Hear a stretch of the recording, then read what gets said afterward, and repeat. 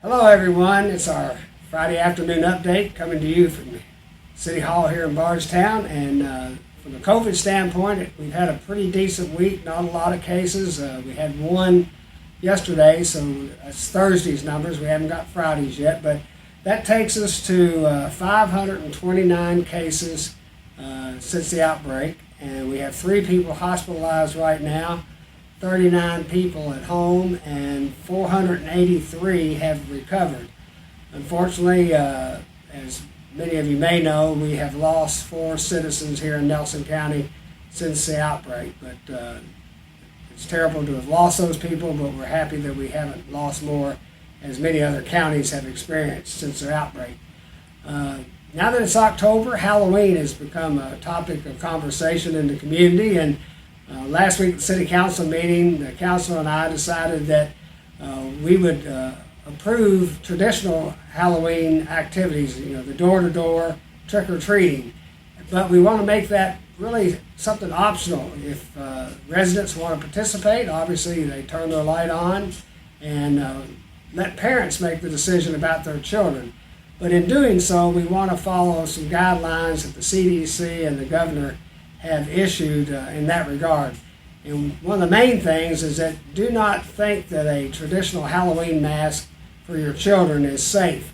So we ask that children who are going to trick or treat, they need to be wearing a protective mask like this, or like the one I'm wearing, in addition to their mask, to be safe.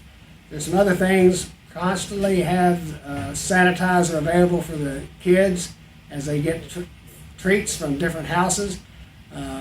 Want to ask the residents that they buy their food and candy in advance and make sure it's individually wrapped, and let it sit for a day or two, so that if there's any possibility that there might be some contamination as far as the virus, that will not be there on Halloween night. And some people might be better off if you don't want to interact with so many different children.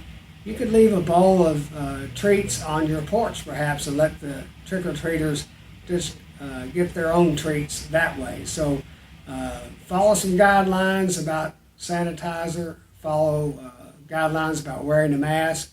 And last but not least, if you are going to have your children out, keep the group of children basically within your own home children. Just don't interact with a number of children from other families together as they trick-or-treat door-to-door. Traditionally at the Guthrie Center, we have the community trick-or-treat event, and that is going to be held again this year on Saturday, October 31st, from 3 o'clock to 6 o'clock. But that will be a drive-through event, and so be conscious of that you can participate that way. Other news this week is, as I've said before, Fire Station number 1, which is now out on 245 at the former Nukem Oil site, is fully operational now and moved in. And Chief gave me some interesting information recently. We have been using that station quite a bit, even during some of the renovation project time period.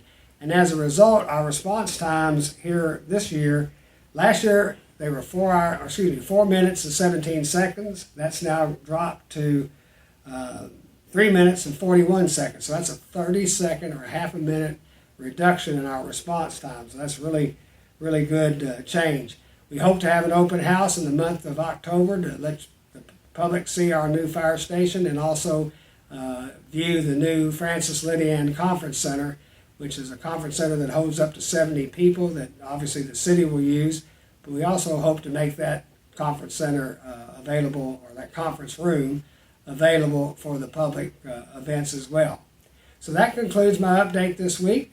Have a good weekend. Enjoy this new fall temperatures and be safe.